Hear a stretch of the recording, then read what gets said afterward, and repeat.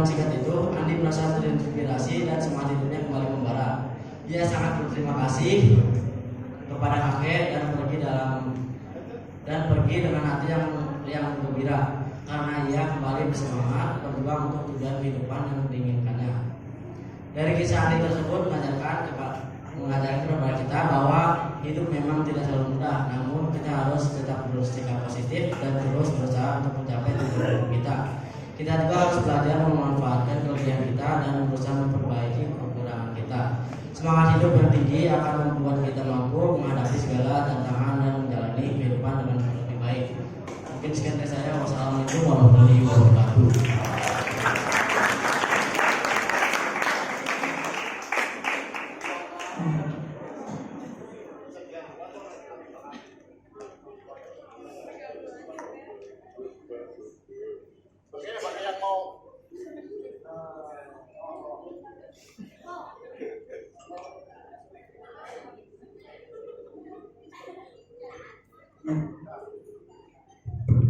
Bagi yang mau menanggapi,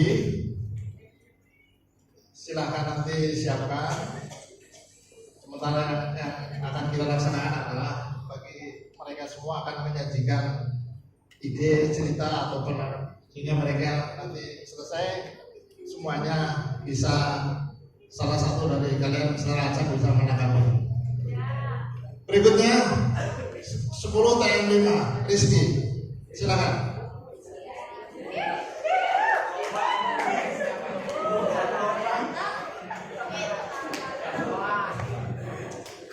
Assalamualaikum warahmatullahi wabarakatuh.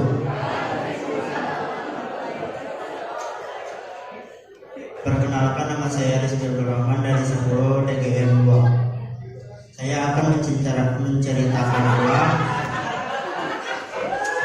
yang setelah saya baca, yaitu berjudul Orang Tua yang Sabar.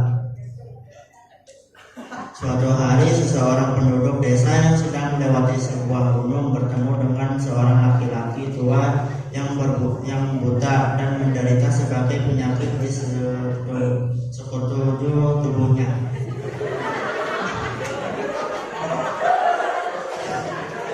Orang tua tersebut terlihat sedang berdabar dalam posisi duduk sambil mengucap segala puji bagi Allah yang telah membuatku aman dari penyakit yang dia telah puji banyak di antara ciptaannya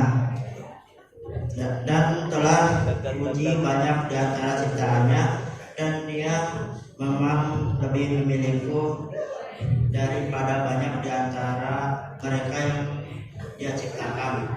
Penduduk desa tersebut kemudian berseru-seru, "Dari mana kita selamatkan? Demi Allah, saya pikir kamu telah menderita setiap jenis penyakit."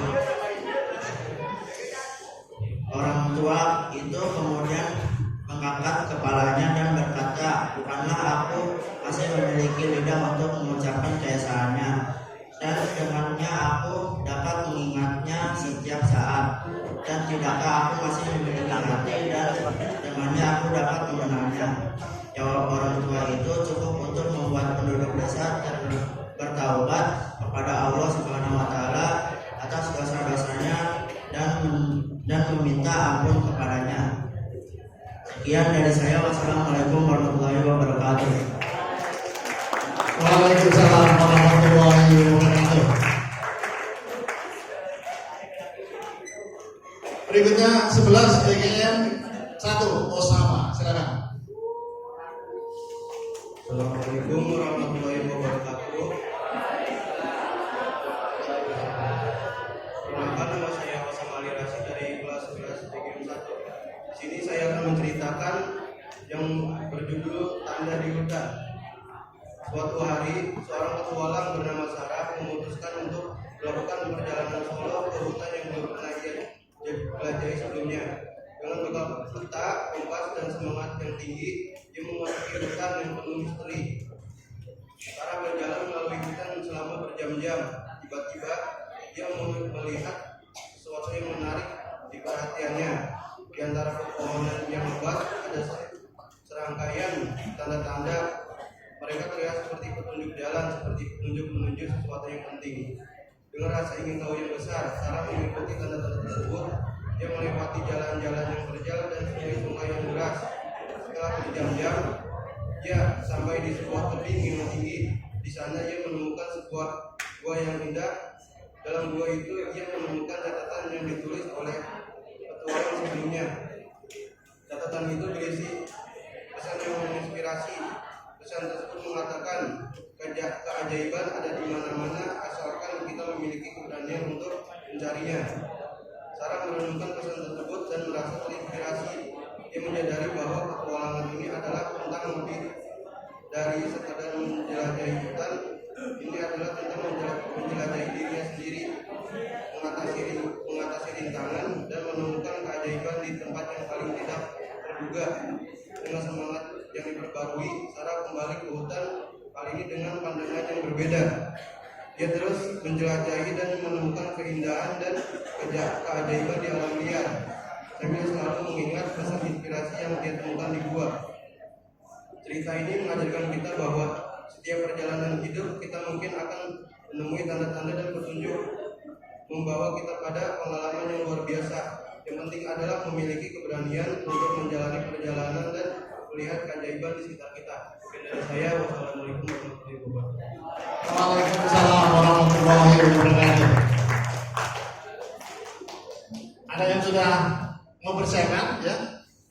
Silakan. Atau bahkan masih gelap. Berikutnya 11 DGM 2. Adik, silakan. Bang Jawa makin dekat. Assalamualaikum warahmatullahi wabarakatuh. Perkenalkan, nama saya Aditya Permana Putra dari kelas 11 DGM 2. Di sini saya akan menceritakan sedikit tentang novel berjudul Perahu Kertas. Dikisahkan pula seorang perempuan yang bernama Kugi dengan pembawaan ceria dan periang juga sangat menyukai dongeng.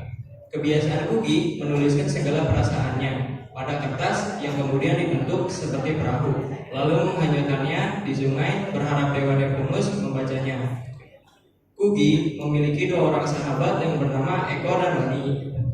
Mereka berteman sejak kecil. Mereka jugalah yang mempertemukan Kenan dan Kugi, yang kemudian saling menyukai. Tapi keduanya memilih untuk tak mengungkapkan perasaan masing-masing. Hal ini dikarenakan Kugi sudah memiliki Joshua dan Kenan dijodohkan dengan Wanda. Kugi kembali ke Jakarta setelah menamatkan pendidikannya dan bekerja sebagai copywriter. Sedangkan Kenan memiliki tekad untuk menjadi pelukis. Meski ditentang ayahnya, Kenan memutuskan untuk pergi ke Bali dan menemui sahabat ibunya yang bernama Kawayan. Lalu bertemulah ia dengan Lude Lasmi yang membuatnya jatuh cinta. Terdapat pesan amanat dari novel Perahu Kertas tersebut ialah seseorang yang berserah diri atau bertawakal kepada Tuhan setelah melakukan usaha. Sekian dari saya. Wassalamualaikum warahmatullahi wabarakatuh. Waalaikumsalam warahmatullahi wabarakatuh. Yang kelima 12 DGM 1 Sahwa. Oke.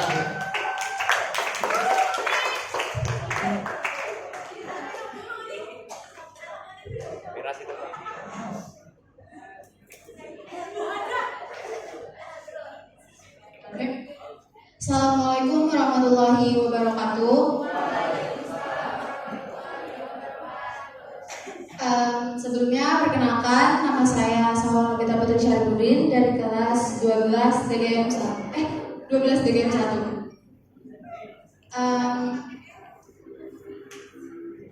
Teman-teman semua, sebelumnya saya ingin minta maaf kalau kata-kata saya terbata-bata karena jujur saya nervous.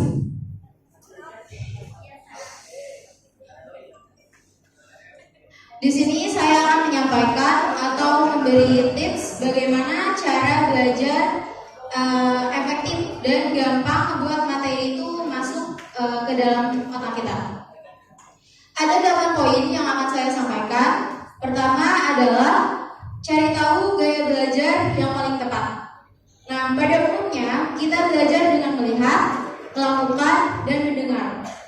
Pikirkan sesuatu yang masih teman-teman ingat dengan baik saat mengikuti pelajaran.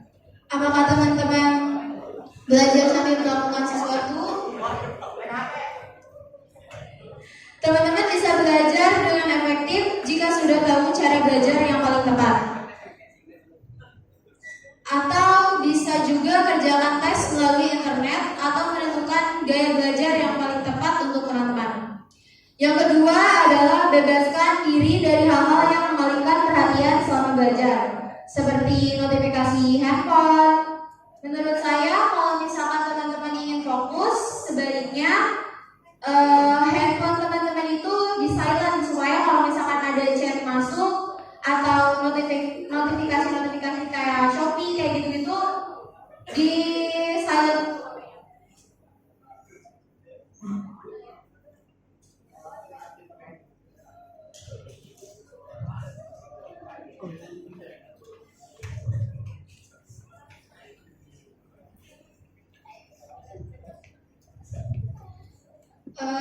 Terus belajar sambil mendengarkan musik.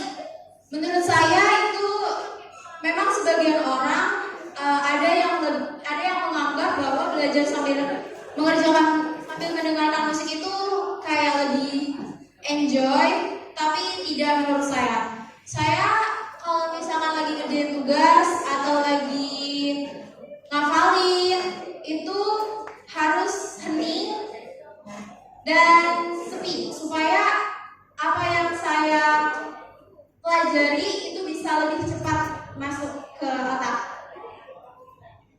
Yang ketiga adalah selalu menulis dan membaca kembali catatan yang kita buat. Jadi kita harus bikin kayak not-not kecil atau catatan-catatan kecil. Ya, supaya lebih mudah diingat. Jangan cuma ditulis ya teman-teman, tapi juga harus dibaca berulang-ulang. Yang keempat itu jangan dihafal, pahami konsep. Pada dasarnya belajar itu bukan menghafal ya, namun memahami konsep dari inti yang dipelajari. Yang kelima itu fokus pada materi yang belum dipahami.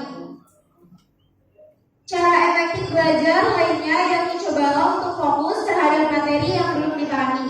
Dengan begitu, seseorang tidak perlu menghabiskan banyak waktu untuk mempelajari semua materi yang ada. Cara ini juga paling efektif diterapkan jika ada materi pelajaran yang belum dipelajari sebelumnya. Yang keenam itu ada belajar tidak hanya saat ujian. Banyak orang belajar dengan gigih ketika mendekati ujian. Jika demikian, ada kemungkinan materi yang dipelajari sebelum ujian akan terlupakan setelah berakhirnya ujian.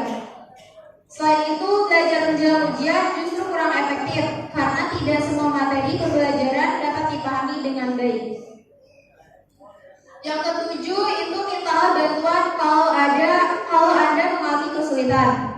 Banyak siswa enggan meminta bantuan orang lain. Ingatlah bahwa hampir semua guru bersedia membantu jika kamu mengalami kesulitan saat belajar atau ingin memahami materi yang diajarkan. Manfaatkan ruang belajar yang tersedia di sekolah atau langsung temui guru. Jangan malu untuk bertanya ya teman-teman. Yang terakhir yaitu seimbangkan dengan hobi. Menjadi pintar tidak melulu harus belajar. Selingi kegiatan yang menyenangkan seperti melakukan hobi agar tidak terlalu stres. Dengan begitu, seseorang menjadi lebih mudah mempelajari sesuatu ketika kondisi hati sedang tidak baik.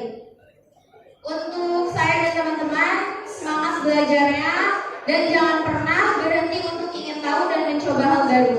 Sekian materi yang dapat saya sampaikan, kurang lebihnya mohon maaf. Wassalamualaikum warahmatullahi wabarakatuh. Waalaikumsalam warahmatullahi wabarakatuh.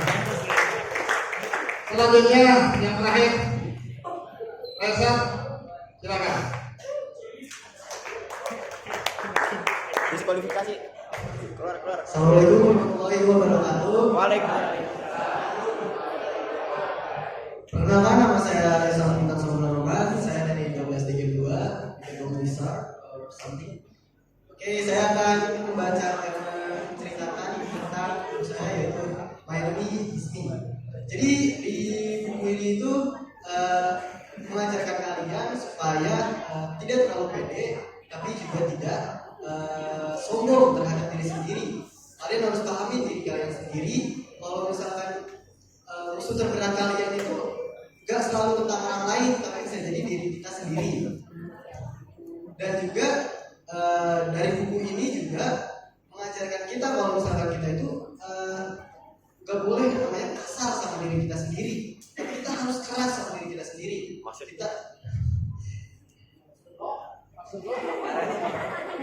Jadi itu kita nggak boleh terlalu over untuk mengusir diri kita sendiri. Kita nggak boleh terlalu keluar dari batas kita. Tapi kita juga jangan lembek, jangan dikit-dikit ngeluh, dikit-dikit pengen bunuh diri. Jangan. Kayak mana? Gak boleh. Dikit-dikit pengen bunuh diri. Dibentak dikit pengen bunuh diri. Coba.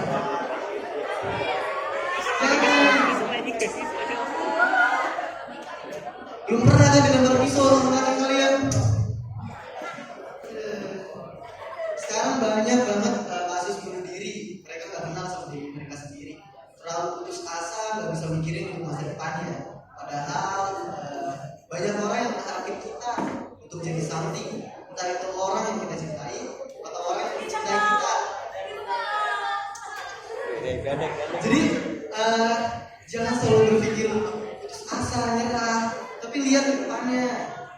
Dari masa lalu kalian yang gagal, dari masa lalu kalian yang hancur, berantakan, kalian harus bisa ngambil pelajaran dari sana. Kalian harus bisa ngambil dari sana tuh ke depan terus gimana gitu, memperbaiki apa yang salah. Gak boleh malah gue udah hancur nih, gue pengen bunuh diri. Coba gak boleh kayak gitu. Jadi harus tetap percaya diri. Kita harus tetap percaya diri, tapi juga jangan terlalu sombong sama diri kita sendiri. Jangan terlalu sombong, jangan kayak gue tuh paling bagus dari segalanya. Jangan ngerasa kayak wah gue tuh udah lebih dari orang lain. Jangan. Tetap harus ngerasa selalu kurang. Harus tetap ngerasa selalu kurang supaya kita bisa jadi lebih baik lagi. Udah dong. Bercanda. Jadi kita itu harus benar-benar mengenal diri kita sendiri gitu. Harus benar-benar mengenal diri kita sendiri. Jangan terlalu over, jangan juga terlalu lembek sama diri kita sendiri. Supaya nantinya ke depannya itu kita bisa jadi lebih baik. Dan juga buat orang-orang yang selalu mendengarin omongan orang lain itu, kalian harus bisa memilah gitu kata-kata orang lain. Jangan semuanya kalian masukin ke hati. Jangan semua yang gak benar malah kalian terima gitu. Kritikan itu ada, tapi bukan berarti semuanya itu kritikan. Yang harus kalian masukin ke hati kalian itu kritikan, bukan penghinaan. Bedain antara penghinaan dan juga kritikan gitu loh. Kalau kalian disebut gendut itu namanya penghinaan. Kalau kritikan itu bilangnya dengan kata-kata yang penting, kata-kata yang complicated gitu. Jadi ngomong tuh nggak cuma gendut aja lu gendut gitu, enggak. Tapi ngomong tuh kayak ngomong tuh kalau misalnya ada orang yang kritik itu, lu tuh jangan terlalu banyak makan gitu, kurangin sedikit bebannya, berat badannya. Nah itu baru itu namanya kritikan. Kalian harus pikirin lagi. Jadi kritikan itu kalian harus pikirin. Tapi kalau penghinaan jangan. Penghinaan yang gak membangun itu jangan. Tapi kalau kritikan itu membangun diri kita. Jadi harus kalian terima gitu. Mungkin sekian dari saya. Wassalamualaikum warahmatullahi wabarakatuh. Waalaikumsalam warahmatullahi wabarakatuh. Ya, sesi pemaparan ide atau cerita ya sudah selesai. Satu poinnya Ji, satu pencerita yang bisa menarik perhatian Bapak hanya satu. Siapa dia? Kira-kira siapa? Sama. Bapak sudah siapkan hadiahnya.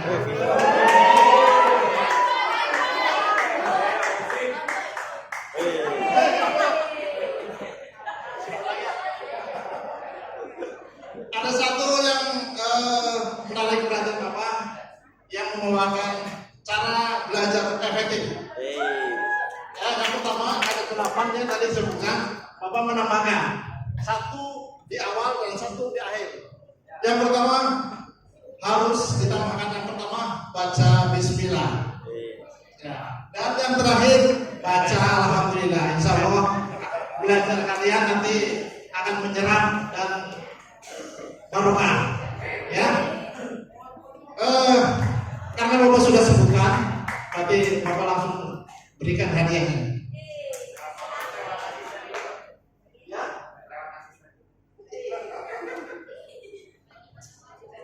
Wah, dompetnya diambil lagi. Hadiahnya sederhana, tapi akan bermanfaat kegiatan belajar kalian sehari-hari. Ada pensil,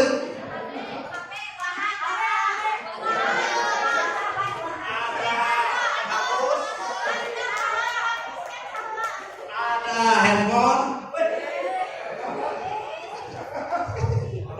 ya, yang lainnya semangat ya, semangat dan selalu perbaiki kapasitas diri, perbaiki kemampuan diri, perbaiki cara berpikir, perbaiki belajar terus sampai kalian sukses. Dan masih banyak kekurangan-kekurangan yang harus diperbaiki setiap hari. Tadi Rizal mengatakan, apakah ada di sini yang kalau dihina terus mau bunuh diri ada?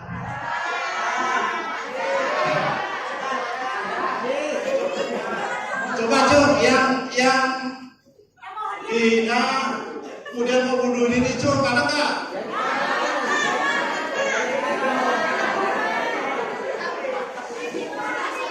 Oke, sesi berikutnya adalah tanggapan.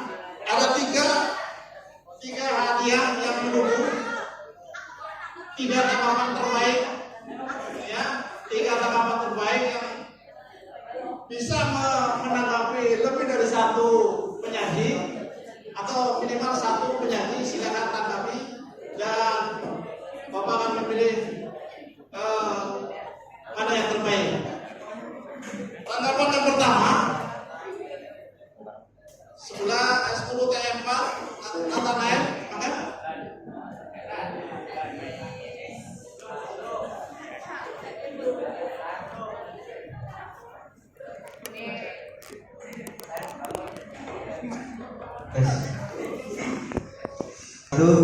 dan saya akan menanggapi cerita dari Kang Rizky. Kita harus bersyukur kepada Allah karena telah menciptakan kita dengan sempurna tanpa ada kekurangan.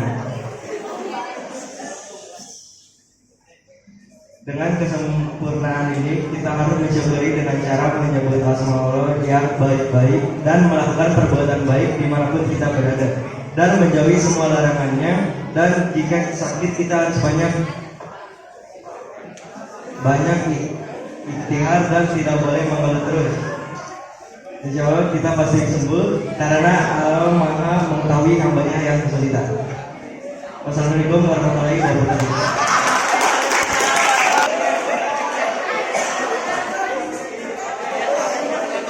Berikutnya 10 TM5 Salwa.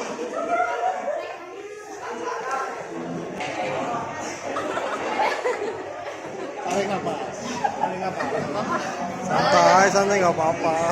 Assalamualaikum warahmatullahi wabarakatuh.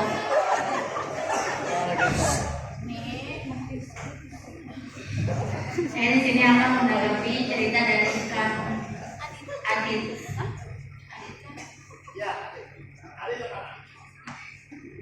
Intinya dalam sebuah pencapaian pasti adanya proses panjang beserta segala hal kita. Melalui proses itu kita diuji apakah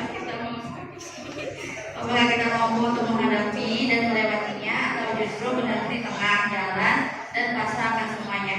Sekian tanggapan saya untuk Kang Adit. Terima kasih. Assalamualaikum. Waalaikumsalam warahmatullahi wabarakatuh.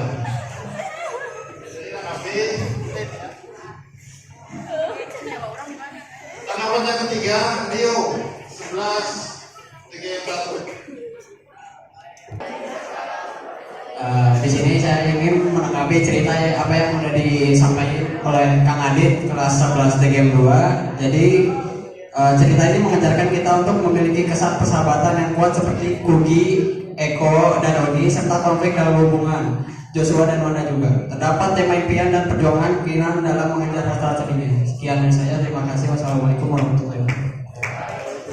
Waalaikumsalam warahmatullahi wabarakatuh. 11 DGM 2 Excel. Excel apa Wood? Excel. Assalamualaikum warahmatullahi wabarakatuh. Perkenalkan. Kesini. Perkenalkan, nama saya Excel Ibane Saka Ramadan dari kelas 11 DGM 2. Saya akan memberi tanggapan untuk teks yang dibaca oleh Kang Osama yang berjudul Tanda di Hutan. Cerita ini mengajarkan kita bahwa dalam setiap perjalanan hidup kita mungkin akan menemui tanda-tanda dan petunjuk yang membawa kita pada pengalaman yang luar biasa. Pelajarannya adalah jangan pernah ragu untuk mencoba dan jangan pernah menyerah sebelum mencoba. Sekian dari saya. Assalamualaikum warahmatullahi wabarakatuh. Jadi terus mencoba hal-hal yang baru, mencoba atau belajar hal-hal yang belum diketahui dengan rasa ingin tahu. Berikutnya 12 DGM 1 Lisna.